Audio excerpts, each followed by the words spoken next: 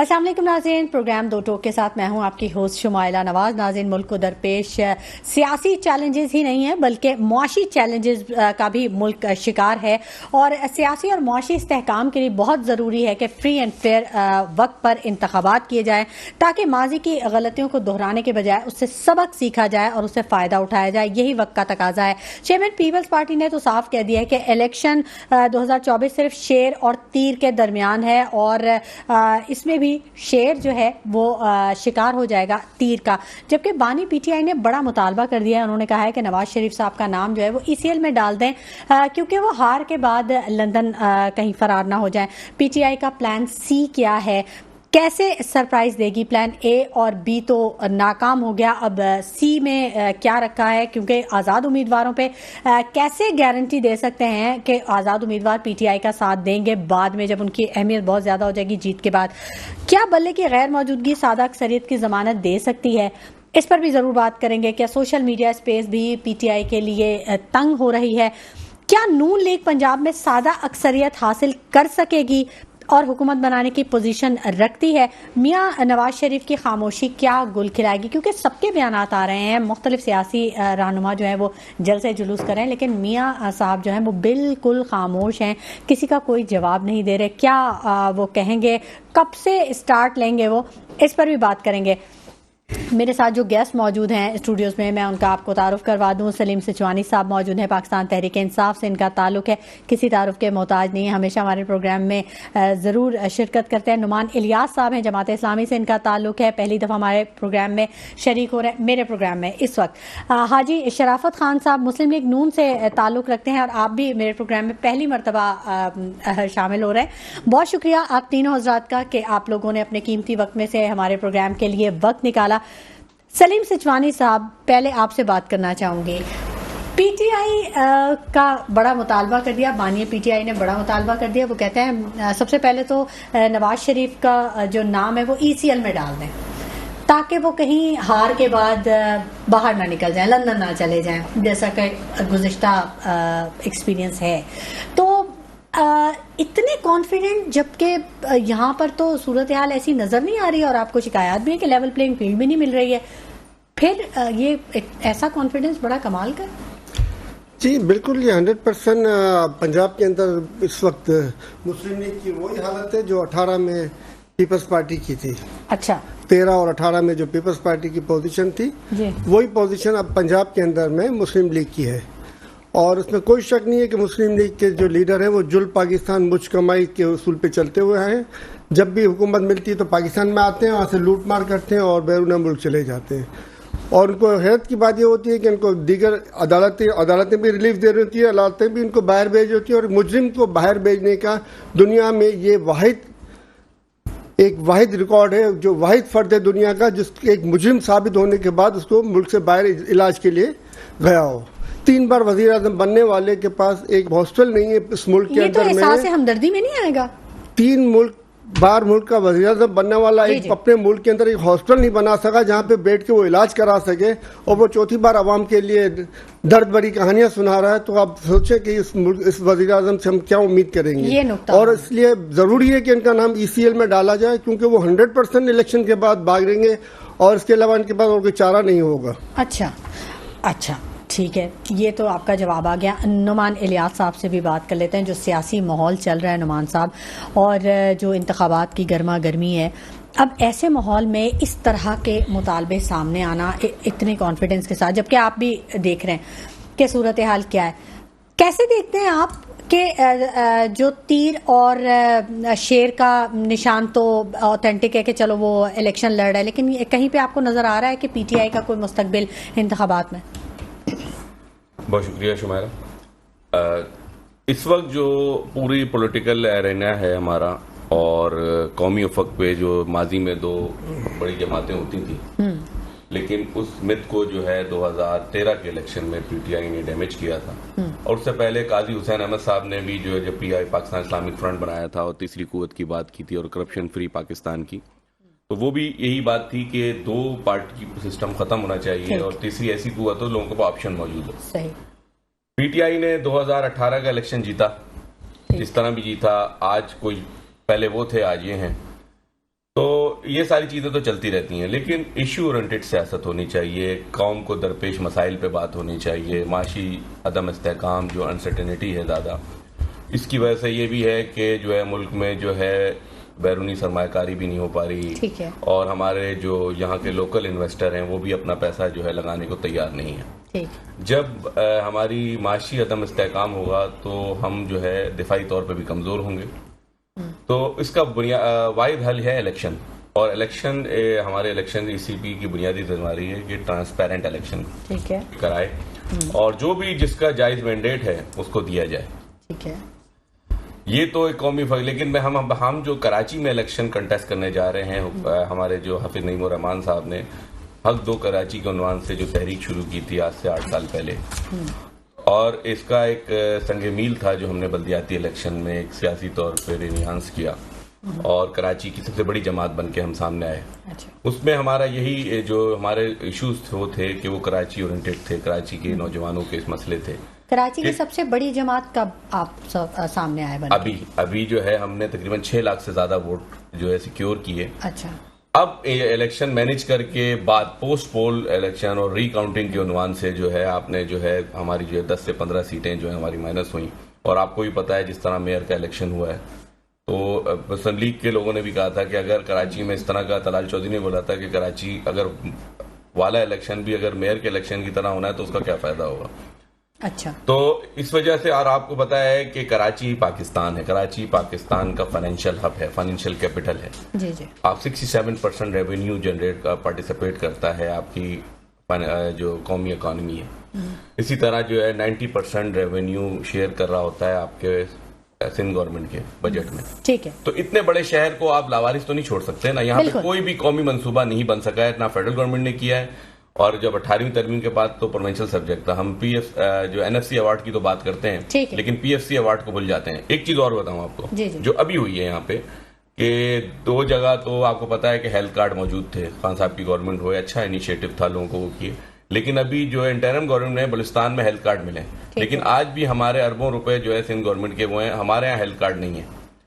हमारे यहाँ जितने भी हॉस्पिटल हैं, किरण हॉस्पिटल है, जो भी जितने हॉस्पिटल्स हैं, रेस्ट ऑफ सिंध जो है तमाम लोगों का इलाज हो जाएगा, फ्री होगा, लेकिन हमारे यहाँ नहीं होगा। क्यों?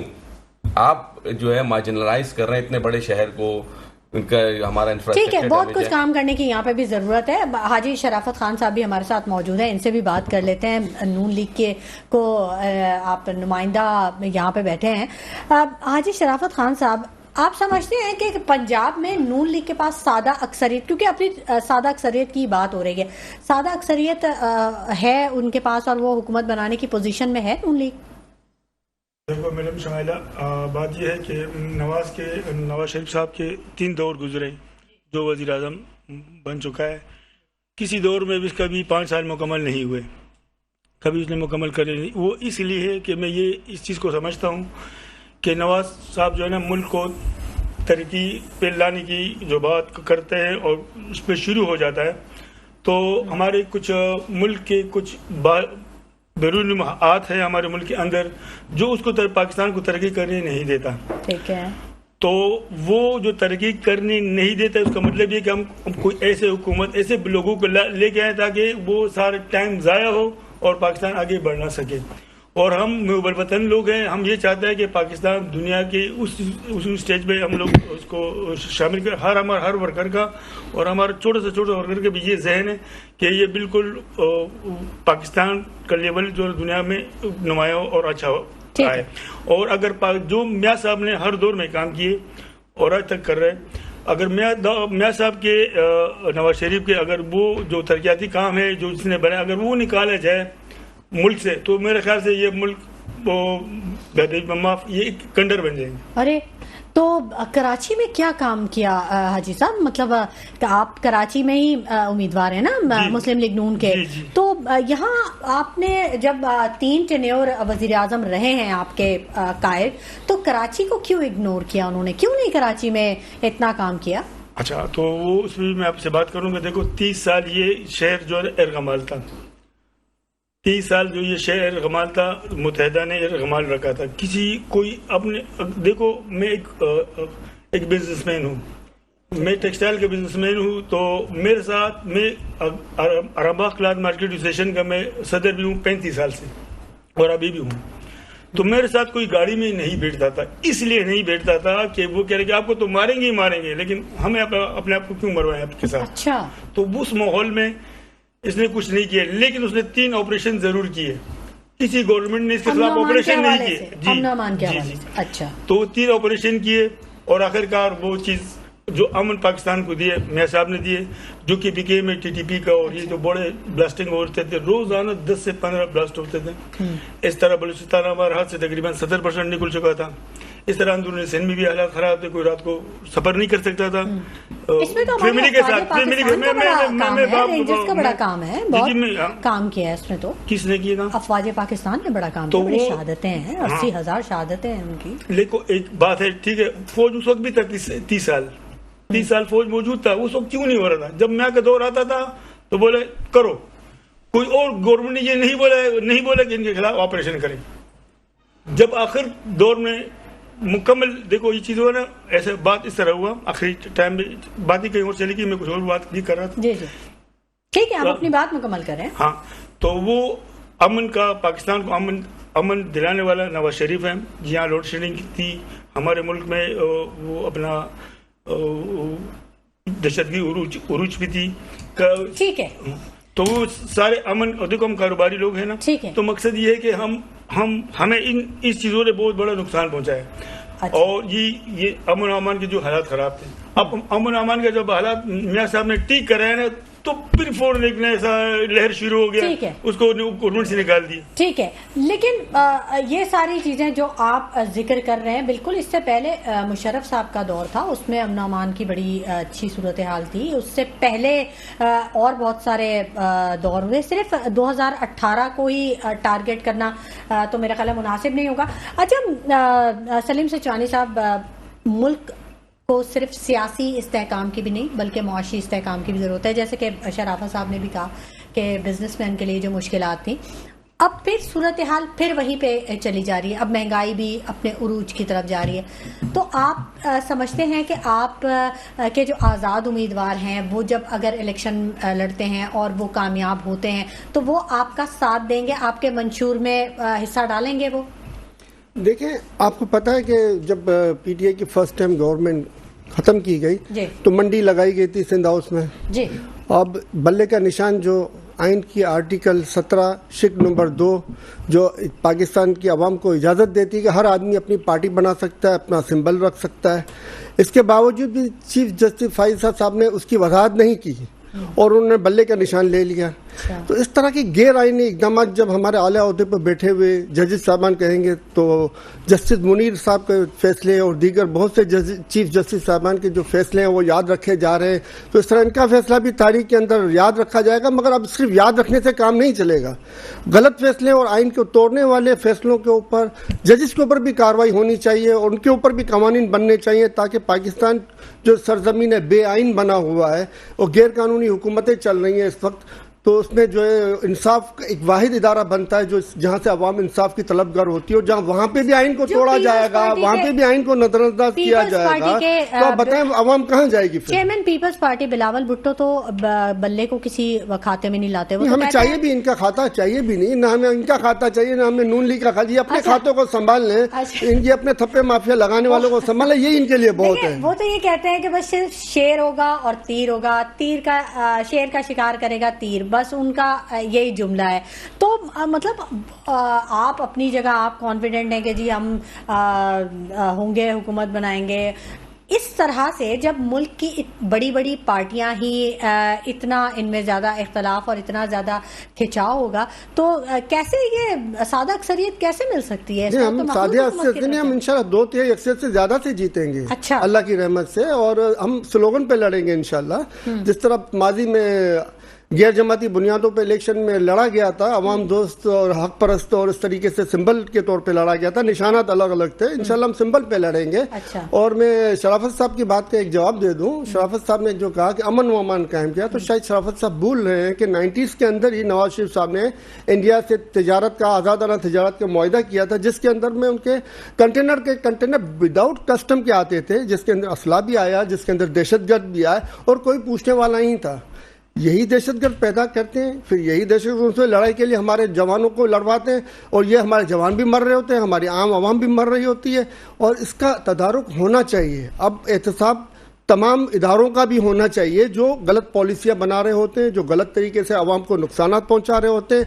और तमाम तर तवज्जो जो मुल्क में बैकडोर से जो हमारी मादनियात गायब हो रही है, उसके ऊपर से तवज्जो हटाने के लिए आवाम को उलझा के रखा जाता है। अब ये सिलसिला ख़त्म होना चाहिए। अब आवाम में शऊर आ गया, आवाम को मालूम है कि कौन ईमानदार है और कौन बेईमान है। और आवाम चाहे बैंगन हो, चाहे मूली हो, चाहे गाजर हो, चाहे टमाटर हो, चाहे गिलास हो, चाहे कुछ भी हो, आवाम खान साहब को जानते हैं और हर खान के सिपाही को वोट देंगे और हर खान के सिपाही को जितवाएंगे इंशाल्लाह, अल्लाह की मेहरबानी से, अल्लाह के करम से, अल्लाह के फजल से। अच्छा, शहर कायद में भी आपका यही स्टांस है? इंशाल्लाह आप देखेंगे कि शहर कायद के रिजल्ट जो है वो गैर मुतवक्का होंगे। और जो एमक्यूएम दावेदार है कि हम इतनी सीटें लेंगे उतनी सीटें लेंगे, वो और नून लीग जो मुंह की खाएंगे, इंशाल्लाह इनको एक भी सीट नसीब ना होगी। नुमान साहब, ये नून लीग और एमक्यूएम का जो इत्तेहाद नजर आ रहा है, अक्सर मौकों पे बड़ा एक दूसरे के बयानात को भी सपोर्ट किया है, तो ये कोई थ्रेट तो नहीं है पीपल्स पार्टी के लिए कि यहाँ पे नून लीग जगह बना रही है एमक्यूएम के साथ? देखिए, आप तो मेरी पार्टी के हवाले से सवाल करें, मैं किसी का तर्जुमान तो नहीं। मैं तर्जुमान तो इसलिए नहीं हूँ, मैं ना पीपल्स पार्टी की तर्जुमानी कर रहा हूँ। ये उनको पता होगा कौन किसकी थ्रेट है और कौन। इन्होंने अकाखिल साहब ने एक बात कही कि जी 30 साल से शहर यरगमाल था, तो 30 साल से इस यरगमाली शहर में सियासत किसने की है, किसने कुर्बानियां दी हैं इस शहर के अंदर, किसने जो है उस यरगमाली शहर में अपने नुमाइंदे, ये जो मेन स्ट्रीम की जो कौमी लेवल की पार्टियां हैं, ये तो अपने कैंडिडेट भी नहीं खड़े करते थे लैक्ताबाद से, लांडी से और फेडरल एरिया से। हमारे लोग होते थे और हमने उस दौर में भी हजारों की तादाद में लोग कराचीआइट्स हमें वोट देते थे, लेकिन वो किसी और के मंजूर नजर थे और सिस्टम के जरिए एक जो है जीत जाते थे। तो क्यों ऐसा होता है नुमान इलियास साहब? देखिए, अगर आप अपनी पॉलिटिक्स में ये कहते हैं कि हमारे पास मौरूसी सियासत नहीं है, हमारे पास मेरिट है, हम काम बहुत करते हैं, तो फिर क्यों आवाम आपको वो अहमियत नहीं दे रही या आपको वोट की ताकत से क्यों नहीं लेके आ जाती? ये अवाम अहमियत नहीं दे रही। अगर हम अहमियत नहीं देती तो हमारे जो यूसी चेयरमैन हैं जो मैक्सिमम 9-9, 10-10 हज़ार वोट लेके भी जीते हैं, मैं खुद भी एक कॉन्स्टिट्यूंसी का यूसी चेयरमैन हूं, तो दोनों पार्टियां लगे, हमारा मुकाबला जो है पीटीआई से भी था और पीपल्स पार्टी से भी था, दोनों के वोट भी हमारे मुकाबले में मिला भी लें तो हमसे कम थे। तो ये तो कहना कि अवाम वोट नहीं देती, तो अवाम वोट देती है। अच्छा। देखिए, हमारे यहाँ जो है ना इलेक्शन एक पॉलिटिकल साइंस है। अब लाखों अरब से गेम निकल के करोड़ों और अरबों रुपए का गेम हो चुका है और यहाँ पे हल्का बंदियां सही नहीं है, आपको पता है कहाँ से मिलाए जाते हैं। फिर उसके बाद जो है वोटर लिस्टों के मसले हैं, गिनती हमारी पूरी नहीं है। अभी बड़ी मुश्किल से जो 21 कौमी असम्बली की सीटें हैं और 47 जो है सूबाई असम्बली की नशिस्तें हैं, और कहाँ से किस तरह ब्लॉक कोड को चेंज किया जाता है। और अभी भी क्या हो रहा है कि सराउंडिंग में जो रिमोट एरियाज हैं वहाँ की आबादियां सेटल्ड आबादी से जोड़ दी गई है। और अगर 50-60 का भी रेशियो हो तो उधर आबादियों में 40-60% जो है वोटिंग करा लेंगे। हमारी जो सेटल्ड आबादी है, इधर शिफ्टिंग का मसला है। देखिए, जो हमारे यहाँ जो आफ्टर पार्टीशन लोग हिजरत करके आए तो लैक्ताबाद में आए थे, इस्लामाबाद बाद में बना, फिर नवाजमाबाद हुआ, लेकिन फैमिली एक्सपेंड होकर मुख्तलिफ दार गए। अब वो जो वोटर है उसका जो पता है वो नाजमाबाद का है, लेकिन वो शिफ्ट हो गया है गुलिस्तान जौहर में, स्कीम 33 में शिफ्ट हो गया है। और जो हमारी जो सराउंडिंग की जो आबादियां हैं तो उनके वोट वहां पे नहीं होते।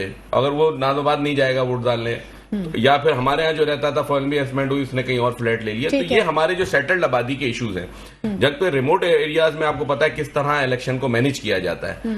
यहां तक कहना कि जमात इस्लामी को वोट नहीं देते, ये रेस्ट ऑफ पाकिस्तान में तो किस तरह की आपकी बात को मैं मानने को तैयार हूं, लेकिन कराची में ऐसा नहीं है। अच्छा। कराची में 1970 का इलेक्शन देख लें, हमारे वोट्स की तादाद देख लें और हमारे एमएनएस की तादाद देख लें, उसके बाद 85 देख लें, 2 दफा मेयर्स रहे हमारे। 90 में देख लें प्रोफेसर गफूर कितने वोट लेते थे नॉर्थ नाजाबाद से, लख्ताबाद से। फिर उसके बाद 2002 में सैयद मुनव्वर खान, सुनिए मेरी बात आप सुन, 2002 में एमक्यूएम हमारे मुकाबले कवर खालिद यूनुस के मुकाबले में 45,000 वोट लेते हैं। कराची शहर से 6 हमारे एमएनए बनते हैं। नुमान साहब, आपकी बात जरूर सुनेंगे, आपकी बात कंप्लीट करेंगे, लेकिन नाज़रीन यहाँ वक्त हो गया एक छोटे से ब्रेक का, कहीं मत जाइएगा, हमारे साथ रहिएगा। वेलकम बैक नाज़रीन। गुफ्तगू के सिलसिले को हम आगे बढ़ाएंगे और ब्रेक पर जाने से पहले नुमान इलियास साहब गुफ्तगू कर रहे थे और वो अपनी बात मुकम्मल करने के लिए कह रहे थे, लेकिन क्योंकि ब्रेक का टाइम हो गया था तो हम ब्रेक पर चले गए। नुमान साहब, आप अपनी बात मुकम्मल कीजिए, जल्दी कीजिए, ताकि फिर मैं आपको बता रहा था कि शराफत साहब से भी बात करूँ। 2002 का इलेक्शन था, तो वहाँ पे जो हमने जो है 5 कौमी असेंबली की निश्चय सिक्योर की थी और उस वक्त जो है नॉर्थ नाज़िमाबाद वो कॉन्स्टिट्यूंसी है जहाँ पे सैयद मुनव्वर हसन साहब तमाम पोलिंग स्टेशन से विन कर रहे थे, लेकिन उस वक्त की हुकूमत की जरूरत थी एमके और उनको आगे जो है सिस्टम चलाना था मुशर्रफ साहब को, तो वहां पे हमारे मेन स्ट्रीम कैंडिडेट को जो है शिकस्त दी गई। अच्छा, शिकस्त दी गई वो अवाम ने नहीं दी। अच्छा, और अभी का इलेक्शन बता दूं, मोर देन 80,000 नॉर्थ नाज़िमाबाद से और हाफिज नईम उर रहमान वहां से कंटेस्ट कर रहे हैं और इंशाल्लाह आप देखिएगा जितनी भी सेटल्ड आबादी है जमात इस्लामी वहां पे क्लीन स्वीप करेगी। ठीक है नुमान इलियास साहब, आपकी बात ठीक है कि अगर यही सूरत हाल है कि पहले से जो ज़रूरत हो उसको ला के बिठाया जाए तो फिर इतना पैसा खर्च करने की क्या ज़रूरत है, इलेक्शन कराने की क्या ज़रूरत है? क्यों शराफत साहब, देखें ना, जब एक चीज़ अगर पहले से पता हो चल जाए तो फिर इतना मेहनत करने की क्या ज़रूरत है?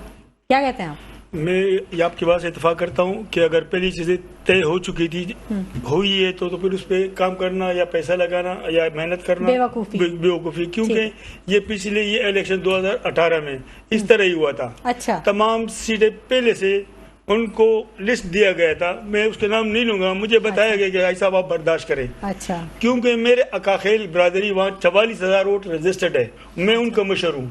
अच्छा, और मेरे 1968 से हम लोग वहीं आबाद है। अच्छा। उस इलाके में और हमारे पूरा कराची में जितने भी टेक्सटाइल की मार्केट है 98% हमारे है। अच्छा, लोग हैं, सारे बिजनेसमैन है। ठीक है, तो वो सारे बिजनेसमैन और मैं खुद भी बिजनेसमैन हूँ, तो मेरे पर इतना भरोसा, इतना इत्तेमाद करते हैं कि मैं उनको जो भी बोलूँ ना तो मेरा बात रखता है। 44,000 वोट आपके जो थे वो नून लीग की तरफ थे। 44,000 वोट हमारे कौम के स्टेट थे, वो सब मेरे तरफ थे सब। अच्छा, नून लीग की तरफ था। ठीक है, नून लीग की तरफ था, तो मेरे को कुछ बंदों ने, मैं उनका नाम नहीं लूंगा, कि भाई साहब आप बर्दाश्त करें, आप तो जीते हुए कैंडिडेट हो। अच्छा, लेकिन आप बर्दाश्त इसलिए करें कि हवा उल्टा चल रही है। अच्छा, हमारे भी माने नहीं जा रहे और जो सिस्टम है वो हाईजेक हो चुका है। तो अच्छा, मैंने कहा चलो खैर है, बोले अगली बारी का इंतजार करें आप। अब अगली बारी में फिर अब आपने स्टेप फॉरवर्ड किया। हाँ, तो मकसद ये है कि इंशाल्लाह मैं ये चाहता हूँ कि से प्रोटोकॉल दिए यहाँ से हमारे हल्के में 30 साल से जो जितने भी हुकूमतें बनी है, जितने भी लोग आए ना, आप यकीन करें, टूटी फूटे सड़कें, कच्ची आबादी, तब वो बर्बाद है लोग। खुदा की कसम आप जाएंगे ना, आपको रोना आ जाएगा। तो मकसद है कि अगर मेरा मकसद ये कि नून लीग, देखो आप NA 242 है ना, ठीक है, अब NA 242 पहले मेरा हल्का था, अब वो चेंज हो गया, बल्दिया में चला गया। ठीक है, अब वो हल्का जो है ना, वो अभी भी देखो हम मुतहदा के साथ जो वो सीट एडजस्टमेंट चल रही थी ना, उसके मैं आपको बताऊं, मैं सारी टीम में शामिल हूँ। जी जी, तो वो इसलिए वो NA 242 से वो मुतहदा वाले हट नहीं रहे थे कि अगर ये सीट शहबाज शरीफ पहले भी जीता हुआ था, फिर मुफ्ती इस्माइल साहब ने भी जीता हुआ था। अच्छा, लेकिन दिया नहीं गया। वो बोले अगर ये लोग इन हो जाए ना इस कराची में तो ये बहुत सारा काम कर लेगा, फिर तो हमारा पता कट जाएगा। तो इस दफा इंशाअल्लाह और रहमान ऐसा नहीं होगा। जितने हमारे कैंडिडेट्स हैं, तकरीबन हमारा 19 कैंडिडेट्स जो है ना वो NA पे हैं और 37 हमारा PS पे हैं, और इंशाअल्लाह और रहमान हम काफी सीटें भी निकालेंगे और हम इनके साथ जो है ना इंशाअल्लाह वो जो इत्तेहाद हमारा टूट गया इसी वजह से कि वो हमारे को मियाँ साहब एक ऐसा बंदा है कि कराची वो लाहौर का ऐसा बना है, आप यकीन करो जो अंग्रेज आएंगे ना और अल्लामा इकबाल एयरपोर्ट पे उतरेंगे ना तो दिल में गालियां देते होंगे कि यार तुम तो हमारे को भीख मांगने आते इधर, ये तो हमारा मैं पूरा दुनिया घूम चुका हूँ, हमारे एयरपोर्ट ऐसा नहीं है, वहाँ के मैं पूरे यूरोप घूम चुका हूँ। कहाँ के एयरपोर्ट की बात कर रहे हैं? लाहौर की जनाब, अल्लामा इकबाल लाहौर के एयरपोर्ट। जी, अल्लामा इकबाल। अच्छा, तो अभी मियाँ साहब बिल्कुल खामोश हैं, कोई उनका बयान ही नहीं आ रहा। यहाँ पे बिलावल साहब जो है वो उन्होंने तो बयानात के डोंगरे बरसा दिए, उन्होंने कहा कि बस शेर का शिकार कर लेंगे। मियाँ साहब खामोश, क्यों? कुछ लोगों का असलियत और कम, हमारे पश्तो में एक मिसाल है असल और कम असल। ये हमारे मियाँ साहिबान जो असल लोग हैं, कम असल आदमी फौरन गालियां भी देते हैं, फौरन बुरा भला भी बोलते हैं, अखलाकियात से भी उतरा जाते हैं, पता नहीं क्या क्या कर लेता है। अच्छा, लेकिन ये लोग आज तक अपने अखलाकियात से नहीं गिरे। अब 10 बात भी करोगे तो बड़े बहुत 2-4 मिनट बाद एक जवाब आपको दे देगा, वो भी मजबूरी में। ये तो लेकिन बात करने की हद तक है, उन्होंने अमली इकदाम में बड़े इल्जाम हैं उन पे, उन कहते हैं हेलीकॉप्टर से पम्फलेट्स गिरा देते हैं और वीडियोस आ जाती हैं। बड़ी मरियम नवाज साहिबा ने खुद बयान दिया कि हैं वीडियोस हमारे पास दूसरों की, तो मतलब ये तो कैसे अखलाकियात का तो फिर जिक्र नहीं है। देखो हमारे पार्टी का ये वो है मंशूर है, और ये हमारा कोई भी ऐसा बंदा नहीं है जो खुल के मीडिया पे आए और कुछ बुरा भला कहे। अच्छा, बोलते कुछ नहीं है। हाँ, ठीक है, क्योंकि वो अपना काम पे फोकस रखते हैं। अच्छा, बोलते नहीं है ये अहम बात है। और फिर वो अब उन्होंने काम कब से करना शुरू करना है, जब जलसे जुलूस वो अपने शुरू करेंगे, इलेक्शन की तैयारियां भी तो करनी है, उन्होंने आवाम को कहाँ इकट्ठा किया अभी। पहला जलसा मरियम साहिबानी की बहुत बड़ा जलसा परसों रात को आपने टीवी पे देखा भी होगा। बहुत लोग थे, बहुत क्राउड थे। तो इंशाल्लाह रहमान अब ये हो गया शुरू। तो मुल्क में, पूरे मुल्क में नवाज शरीफ साहब भी 28 तारीख को कराची तशरीफ लेके आ रहे हैं। तो यह इंशाल्लाह एक बहुत बड़ा जलसा होगा। हम लोगों ने उस दिन टारगेट बताया कि कम से कम 1.5 लाख लोग इंशाल्लाह इसका जो है इस्तकबाल भी करेंगे। अच्छा। और जलसे में 2 से 2.5 लाख लोग होंगे मियाँ साहब के जलसे में कराची में 28 तारीख को। ठीक है, अच्छी बात है, आपने प्रेडिक्शन कर दी। और हो सकता है बिल्कुल आवाम तो बहुत बाशऊर है, किस वक्त किसका साथ दे, जहां उसे समझ आएगा वो अपना काम करेगी। आवाम का ही वोट तो बहरहाल आवाम का ही है। अच्छा, ये मुझे ये बताइएगा सलीम सिचवानी साहब, ये आपका plan A, plan B, plan C, A और बी का तो आ गया, प्रॉब्लम नाकाम हो गया, सी क्या प्लान है? खान साहब कह रहे हैं कि सरप्राइज दे देंगे बहुत बड़ा 8 फरवरी को। क्या सरप्राइज देंगे इन हालात में? देखिए, पीटीआई का जो वर्कर और पीटीआई का वोटर वो एक पेज पे मुत्तफिक है कि तहरीक इमरान खान अब बन चुकी है। अच्छा, 8 फरवरी का इलेक्शन, ठीक है। अब ये 8 फरवरी के इलेक्शन में तहरीक इमरान खान जो है वो मिल के, अवाम के साथ मिल के वो अब खान साहब को जितवाएगी और इंशाल्लाह भारी अक्सरियत से जितवाएगी। ये जो बात कर रहे हैं 2018 की, तो ये 2013 का इलेक्शन भी हारे हुए थे। 2013 के इलेक्शन में लियाड़ी से नून लीग 2013 के कराची के अंदर बैठे हुए हैं हम, और कराची की बात करते हैं जिसका हमें ज्यादा बेहतर तौर पे पता है। लियाड़ी से पीपल्स पार्टी इलेक्शन हारी हुई थी और 9-0 से एमक्यूएम इलेक्शन हारी हुई थी, मगर वही नून लीग दांस और से जीते ये लोग। और बाद में इमरान खान साहब ने एस्टेब्लिशमेंट को राजी किया कि भाई आप अननेसेसरी जो सपोर्ट कर रहे हैं नून लीग की, उसको बंद करें और हमें ईमानदारी से जीते थे। 2018 के इलेक्शन में इसके बावजूद भी 35 पंक्चर लगाए गए, 35 सीटों से पीटीआई को महरूम किया गया और फिर इल्जाम बीपीटी पे लगा दिया गया कि भाई वो सपोर्ट से नहीं आए थे वो किसी की, बल्कि किसी ने इनकी सीटों में पंक्चर लगाए थे और उनकी सीटें छीनी थी।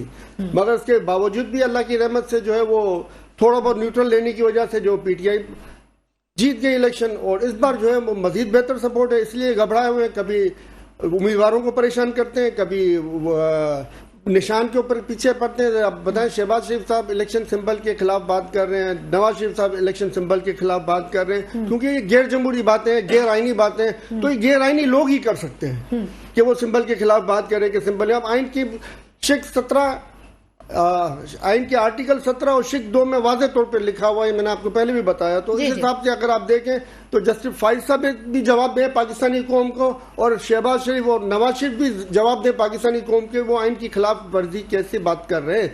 मगर वो करेंगे क्योंकि वो तो ऑलरेडी अपनी नामजद हुकूमत बैठा चुके हैं गैर आइनी, जो चल रही है उनकी फेवर कर रही है, उनको हमदर्दियाँ और ऑल मशीनरी इनके साथ में ताउन कर रही है, जिसकी वजह से जो दीगर जमातों को भी कंप्लेन है इसकी, और पीटीआई को तो खासतौर पर टारगेट रखा हुआ है इन्होंने। अच्छा, ये तो पीटीआई की जानिब से इल्जामात है ना, ये तो जो है जाहिर है आपके ख्यालात हैं और आपकी पार्टी के ख्यालात हैं। नुमान इलियास साहब, नईमुर रहमान साहब काफ़ी एक्टिव हैं, बहुत मुतहरिक हैं वो कराची में, और कराची की ब्यूटिफिकेशन के लिए उन्होंने बड़ा काम किया।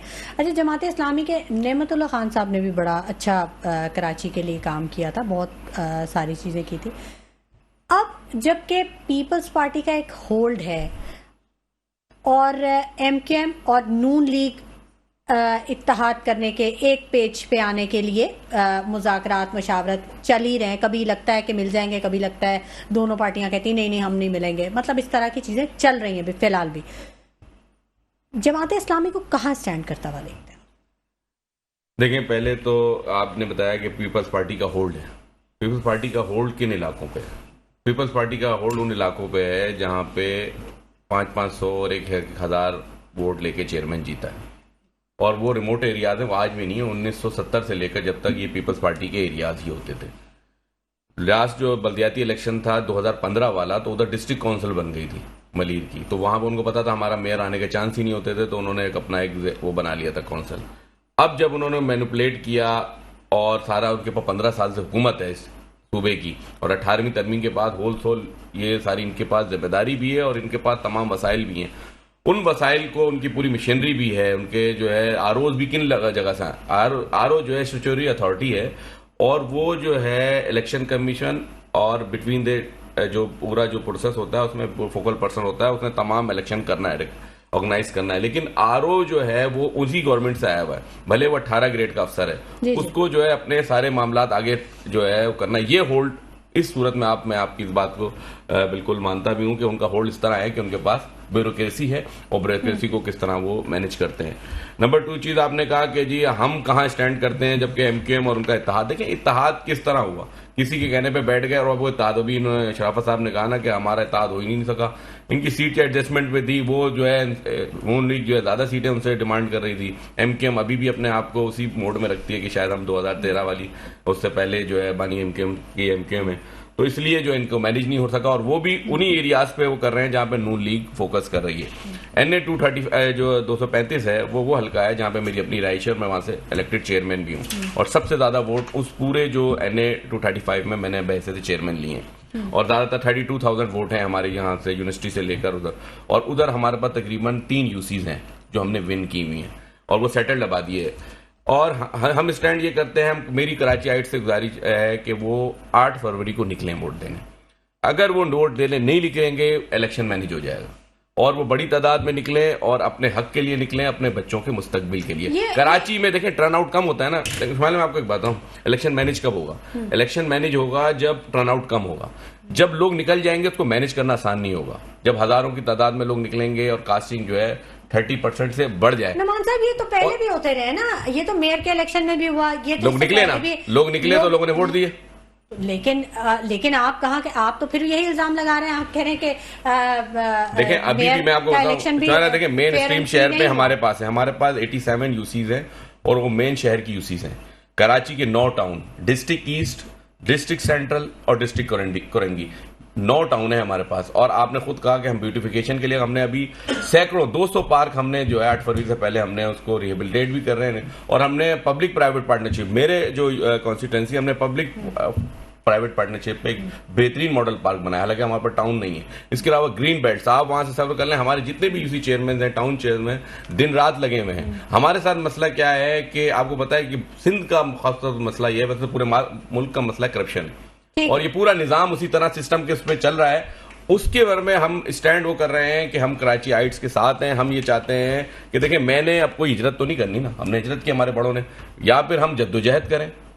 और मेरी अम्मी ने मुझे एक बात सिखाई थी बचपन से, स्ट्रगल इज नॉट यूजलेस, मेहनत और जद्दोजहद कभी रहेगा नहीं जाती। तो हम जद्दोजहद कर रहे हैं, इंशाल्लाह हम अपने हाफिज नईमुर रहमान की क़यादत में इंशाल्लाह कराची शहर को उसका अजमत रफ्ता उसकी बहाल भी कराएंगे। और वो जो आप मिसाल दे रहे हैं हमारे अजदाद की, प्रोफेसर गफूर का लीगेसी, और हमारे अब्दुल सत्तार अगवानी की, शाह अहमद नूरानी की भी लीगेसी, शराफत खान साहब से भी बात, वो लीगेसी इंशाल्लाह बहाल कराएंगे। शराफत खान साहब, आपने बताया कि आप बिजनेसमैन हैं, अब जबकि IMF जो है वो 70 करोड़ कर्जे की किस्त दे चुकी है, मौसूल हो चुका है पाकिस्तान को, तो मुआशी सूरत हाल कुछ बेहतर आएगी। लेकिन हम देखते हैं कि स्टॉक एक्सचेंज तो मुस्तकिल मंदी की तरफ जा रही है। देखो, स्टॉक एक्सचेंज के बीच में ये तो नफसियाती हद क्रॉस चुका है, क्योंकि वो 60,000 से ऊपर है, ठीक अभी भी है। तो वो इस वजह से भी है कि अब लोगों के जहन में ये आया कि मियाँ साहब एक बिजनेसमैन आदमी है, और हमेशा उसने अपना काम मुल्क के लिए काम किया, उसने बिजनेस सिस्टम, क्योंकि हम 12 साल से मैं बिजनेसमैन हूँ, मैं तो पॉलिटिकली बिजनेसमैन हूँ। ये तो कुछ लोग जो ना, इसीलिए मैंने आपसे मईशत का सवाल किया। हाँ, तो वो मैंने इन लोगों को, मिफ्ता इस्माइल साहब जब वो वजीर खजाना थे, जो मेरा करीब का दोस्त भी है, साथ में मेरा जनरल सेक्रेटरी भी था। अच्छा। तो मैंने उससे कहा, मैंने कहा मिफ्ता साहब बात ऐसा है कि मैं कुछ आपको पॉलिटिकली वो देना चाह रहा हूँ, और तजवीज आप इसको वो कर ले। तो वो कह रहे, वो मुझे कह रहे कि हाजी साहब पूरा पाकिस्तान जो है ना, पूरी दुनिया इस वक्त ये डिसेंजर लगे हुए, पूरा पाकिस्तान आपको खबर सुन रहे, आप ये बात ना करें। पहले भी पाकिस्तान ग्रे लिस्ट में, वो तो मजीद खत्म हो जाएगा। तो अब खामोश हो जाए। फिर मैंने उसके बाद उसको मैंने बात अपना उसमें रूम में आके बात की। मैंने कहा देखो, पाकिस्तान 70 साल से बिजनेस कर रहा था, लेकिन 70 सालों में पाकिस्तान में कभी से बदहाली नहीं है, किसी ने भी अपने रोटी के लिए कोई परेशान नहीं हुआ है। अगर परेशान थे तो अपने बंगले के लिए, कार के लिए और बैंक बैलेंस के लिए, तो वो परेशानी थी जरूर, लेकिन पेट का परेशानी नहीं था, किसी को भी नहीं था, क्योंकि मेरा प्रैक्टिकल है 50 साल का। तो मैंने उनको कहा कि जो सिस्टम हमारे पास पैसे दुनिया में पड़े, बहुत पैसे पड़े हमारे पैसे, लेकिन वो पैसे डायरेक्ट पाकिस्तान नहीं आ सकता है, क्योंकि लोग पाकिस्तान से यहाँ लाना चाह रहे हैं, लेकिन वो पैसे आपके माल के मद में आ रहे हैं, क्योंकि हमें मशीनरी की भी जरूरत है, हमें मशीनरी वो अपना मतलब काफी जो हम इंपोर्ट कर रहे हैं। तो आप लोगों ये इमरान की हुकूमत ने ये पॉलिसी बनाई कि ये आप अगर पाकिस्तान से एलसी नहीं जाएगी तो आप माल नहीं मंगा सकते। मैंने हजारों कंटेनर, देखो पूरा दुनिया सुन रहे हैं, मैं जो बात करूँ वो सच है। मैंने अल्हम्दुलिल्लाह अस्तगफिरुल्लाह मैंने 25 हज किए, मैं कभी झूठ नहीं बोलूंगा आपसे, जो मेरे सामने है मैं वही बात करूंगा, मैं किसी के खिलाफ भी नहीं हूँ, जो सच है वो सच है, लेकिन लोग सच बोलते ही नहीं, मैं सच बोलता हूँ तो बस ये हाल है। सच्चाई की कदर नहीं है। अब मैं बात पूरा करूं, फिर आप नमान पे आप बात करें। तो मैंने उसको बताया कि जितने माल आ रहे थे फ्री में आ रहे थे आपके पास, ठीक है, और उसकी आप ड्यूटी भी ले रहे थे, और आपके खजाने से $1 भी नहीं जा रहा था। जो अपने इन लोगों से मुआहदे किए तो पाकिस्तान उसके बाद जो है ना गुर्बत की तरफ जा ही रहे, खुदा के लिए सना करे। बोले ये हमारे ऊपर पुराना पॉलिसी इन लोगों ने बनाई पीटीआई हुकूमत ने, और हम उसको भुगत रहे बस। अच्छा, अब इसका जवाब तो आप देंगे सलीम सिचवानी साहब, ये तो आप बताएं कैसे आपके लीडर ने, जब आपकी हुकूमत थी तो आपने तो पनागाहें भी बनाई, जो उन्होंने बात की कि पेट के लिए कोई नहीं रो रहा था, गुर्बत नहीं थी, हालांकि पनागाहों में बाकायदा लोग रजिस्टर्ड थे और लोग खुदकुशियां कर रहे थे। ये रिपोर्ट्स, ये इंटरनेशनल सर्वेस के बारे में मैं बात कर रही हूँ।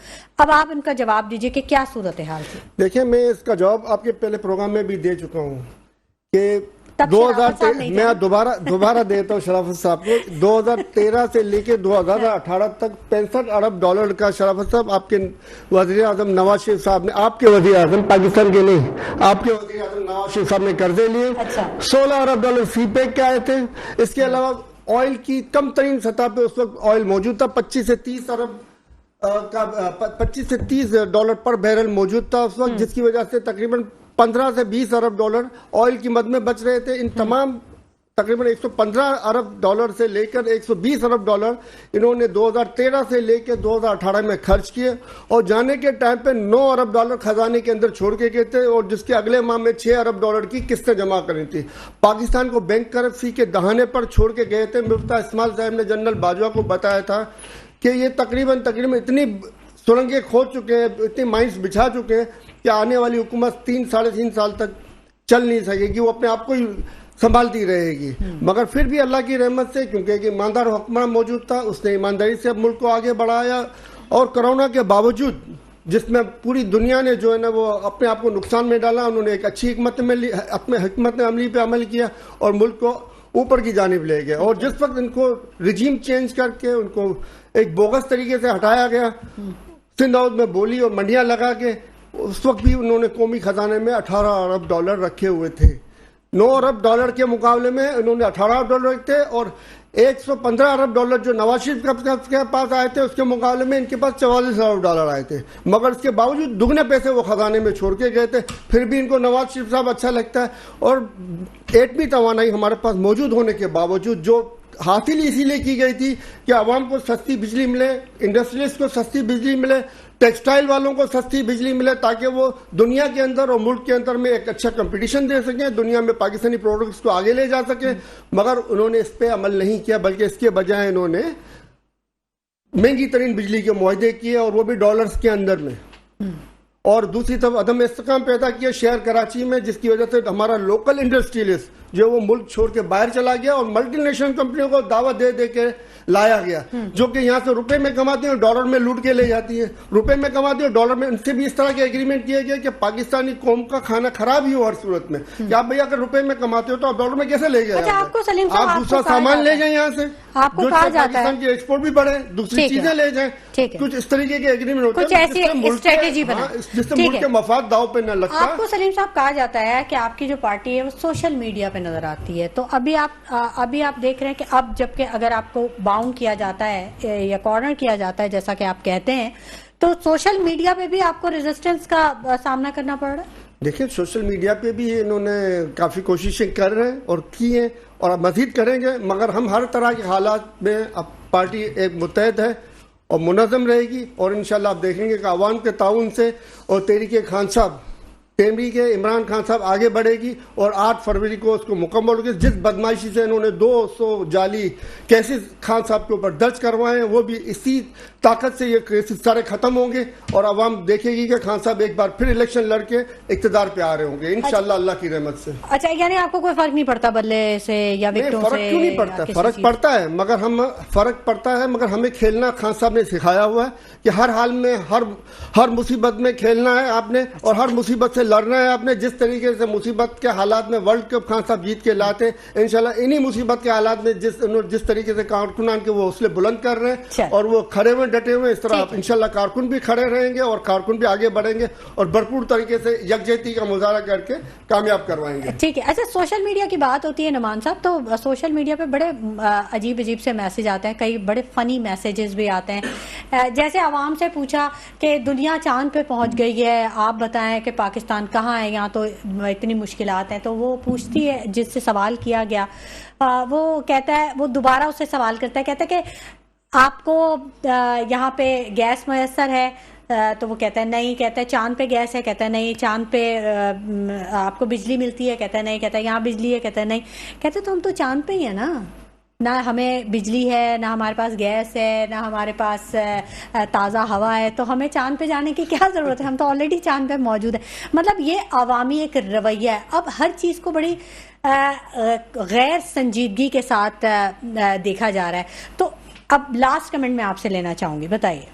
बिल्कुल, आपने अपने सवाल में जवाब भी दे दिया कि सीरियसनेस ये है कि हमारी आवाम की असल में जो ना एजुकेशन, शायद पढ़े लिखे तो हों, लेकिन आपका जो पहला पॉइंट वही था कि जो है इकोनॉमिक स्टेबिलिटी यानी माशी इस्तेहकाम। लेकिन माशी इस्तेहकाम कब होगा? जब आपकी जो है पॉलिटिकल स्टेबिलिटी होगी। ठीक है। मैं खुद ही मेरा जब मास्टर्स जब मैं कर रहा था, मेरा सब्जेक्ट भी यही था मैक्रो इकोनॉमिक्स का, तो उसमें जो है ये है मैक्रो इकोनॉमिक्स का सब्जेक्ट है, इसमें पॉवर्टी एवोल्यूशन है। मैंने उस वक्त जमाने में एक पूरा प्रोजेक्ट किया था। हर जगह के अपने होते हैं। हमारे यहाँ जो है मोर देन 50% लोग जो बिलो पॉवर्टी लाइन है। उसकी वजह यह है कि हमारी पॉलिसियों में कंसिस्टेंसी नहीं। और ये देखें ना, ये बिल्कुल सीरियसनेस ये है कि वो हम जो है सोशल मीडिया वॉरियर्स हैं सारे।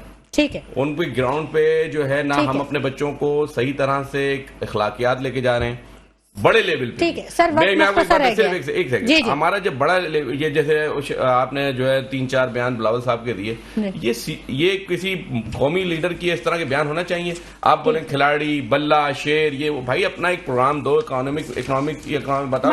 आप जो है जीतने के बाद ये शराफत साहब, आप भी अपना जरा लास्ट कमेंट दे दीजिए। अच्छा मैडम, बस 1 मिनट है आपके पास, जल्दी से। शमाइला मैडम, बात ऐसा है ना, देखो ये चीजें तो हमारे से आप बेहतर जानते हो, क्योंकि ये मीडिया और ये सिस्टम आप इसको हमेशा देखते भी हो और हम लोग तो भी अपनी चीजों में लगे रहते हैं। 2017 की आप जरा वो देख लें कि 2017 में पाकिस्तान क्या इसकी जीडीपी क्या कहाँ थी और इसके जो रिजर्व हमारी कहाँ थी और जीडीपी पे और रिजर्व हमारे उस वक्त 18-19 अरब डॉलर पे थी। और अब हम उसके बाद जब ये हुकूमत बनी, कर्जे भी लिए, सब कुछ लिए, उसके बावजूद भी जो है ये जो हम भुगत रहे हैं ना आज तक, ये वही सिस्टम से आज तक हम भुगत रहे हैं। हम ये चाहते हैं कि इस इलेक्शन की वजह से हम पुराना जो हमारे पर जो लागू किया 5 साल में, उसी मुसीबत से निकलेंगे और चीजें ऑटोमेटिक नीचे आएंगी इंशाल्लाह। फ्री एंड फेयर जी, जल्दी से सर जी, जल्दी से। आवाम को बायोमेट्रिक का हक दिया जाए, आवाम को ताकत का सरचश्मा बनाया जाए, इसके बाद आवाम से तवक्को की जाए, उसके बाद आप और जो है